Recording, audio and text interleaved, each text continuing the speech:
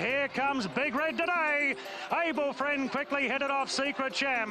Gold Fun giving chase. Ambitious Dragon back to the inside, but away goes Able Friend cruising away with the Jockey Club Mile.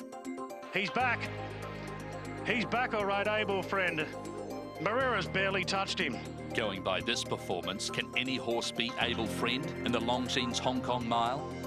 It surprised me a bit because, you know, he only ran the 1200 and only had the first up 1200. That was a great run. Had he been a little fitter, he probably would have won it. Aero Velocity the inside. Able Friend and Smart Volatility. Aero Velocity's driving here at Super Jockey, and Aero Velocity's finished off best. Able Friend just blew out the last bit. Being the champ that he is, those sort of horses can do it. First up, fresh, like Designs on Rome did. But then he ran in the mile, and I said to the press very clearly that I thought he was slightly underdone still and would definitely take improvement from the race. And here he is going out in 33 and something and winning on the on the steel. Going into the race, I'm really got high hopes of him repeating the trial mile and then going on to big and better things on the world stage. On the Hong Kong win market, Able Friend is likely to close in the red. And whilst he may not start quite as short as Packing Pins or Divine Calling, their recent defeats reinforced one of racing's most oft-used sayings. Tony Millard, trainer of Ambitious Dragon, knows about such things, but he also knows, late hiccups and all, he has a horse of serious enough quality to challenge Able Friend. As does John Size with Glorious Days and Richard Gibson with Gold Fun. Can one of the four from Japan do a hat-trick? Or one of the two bearing the Union Jack on their saddlecloth? Maybe it's not fair to assume Hong Kong has the mile to lose, even though the SAR has won 8 on the bounce. Then again, maybe seeing is believing too.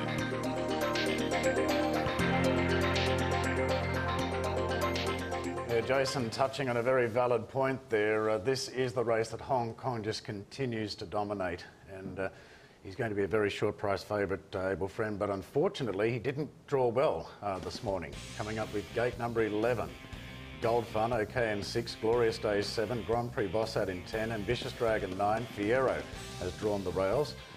Then in barrier 8, Captain Cat, Trade Storm 5, World Ace in 4, Secret Shamblo in 2, and Hannah's Goal in barrier number 3. If we get a typical A course that we've had over the years on International Day where the rail's not great and out wide's good, it's not a major issue. But when I was doing the map for this race, it's a major problem for Able Friend, that barrier. I think it's really evened things out a little bit now, because I don't think they'll go forward because he'll be posted 3 wide, no cover, and he's got to try and go back. And where does he slot in? I mean, Secret Sham should roll forward. Gold Fun will get a good run. I think the key is with Grand Prix Boss and Glorious Days, what do those riders do? Do they also go back? Because they have been known to do that. But I think Joe will be looking to try and get 3 deep with cover in this race. I think it'll be quite compressed. I don't think there'll be a lot of speed. But the Japanese are well served. World Ace should get a good run. Might be slightly closer for Zach Purton, and Fiero's drawn well. But like I said, I have to see how the A course is riding. Generally, it's this season, it hasn't ridden like a typical A course. It's been very fair, which we'll have to just see it on the day, won't we? But it is a problem for Able Friend, that barrier. I think it is a real issue, because I don't think they'll go forward, so they've got to go sort of back on midfield, and where does he get in? He did have him a little bit closer last time. He seemed to just be focused on getting a more forward spot. There was no speed in that race either, and he was midfield, but he was really ridden quite patiently. The sections were very, very slow, and they could be again tomorrow. I mean, on the weekend. Well, let's have a look at the track work highlights for this. Well, here he is, Able Friend, and as John Moore said in that piece, you know, he really should be peaking for the day. He doesn't need to improve on his last run to be very hard to beat, but 1,300 odd pounds of him. He's an absolute monster, so he should be better. Gold Fun's been up and fit for a while. He worked nicely here for Douglas White on the course proper. He's a straightforward horse, and he'll be well positioned in the run, and he'll run his honest race. Just run down late last year by Glorious Days. He'd probably get an easier time this year up on the speed. Grand Prix Boss, well, failed only attempt. Another Japanese entrant that I think looks quite well. Condition-wise has arrived looking, I think, better than he did on his other trip here. So I wouldn't be surprised if it was a lot better run. Disappointing last year, but Fiero, this horse looks absolutely fabulous, Fiero. I think of all the Japanese, this one is the pick of them for all the races, and great work.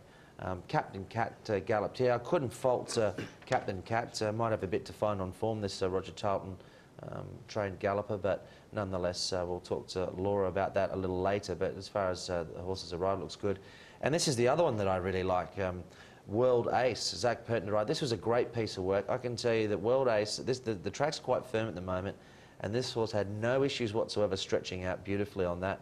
Really glided over the surface well. Hannah's Gold, this was sharp work, but to me she looks awful. I mean, she looks light.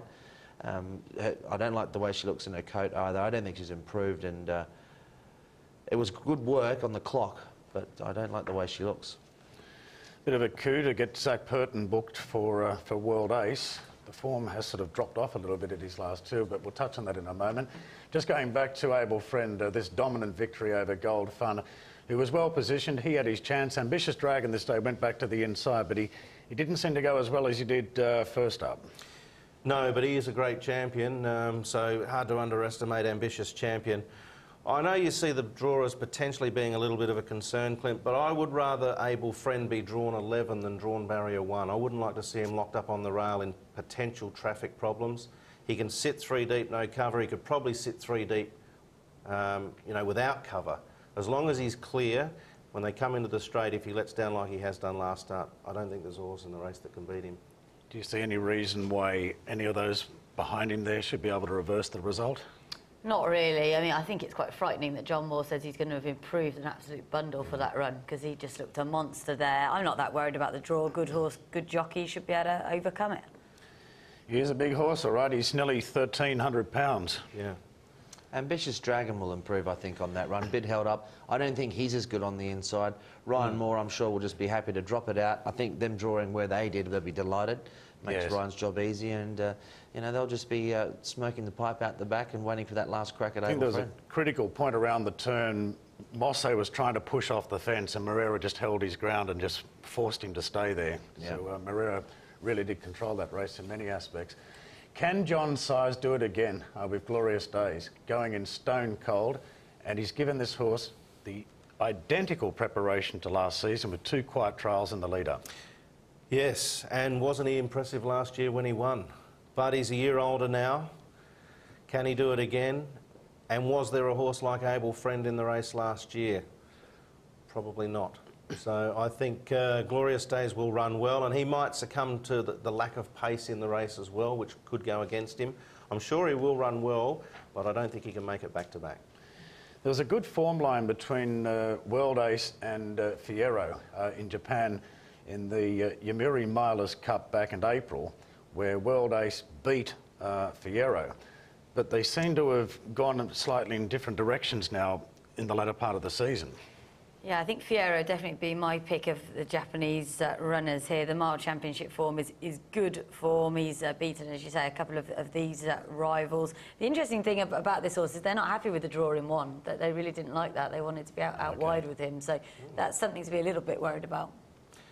These Japanese horses you mentioned before, Laura, they have a lot of gaps between their races, and Fiero and World Ace, they sort of look like, you know, the new crop of potential superstars coming through in Japan, the next Just Away, the next Gold Ship, maybe even an Orfevre there, who knows. They'll get their opportunity there on Sunday to prove that. Yeah, I think that they do have something to prove for me at the moment at this stage. They're a way behind Just Away, who was just absolutely unbelievable in Dubai. I just don't see them being good enough to overturn Hong Kong now. Well, Trade Storm's been doing a fair bit of travelling from Dubai to Canada, and then 3rd place here in the Breeders' Cup Mile. Do you think this horse is up to it? It's all about the pace with him. He needs them to go really fast. I spoke to his trainer, David Simcock, this morning, and he was very open, saying, look, we've got a lot to find here.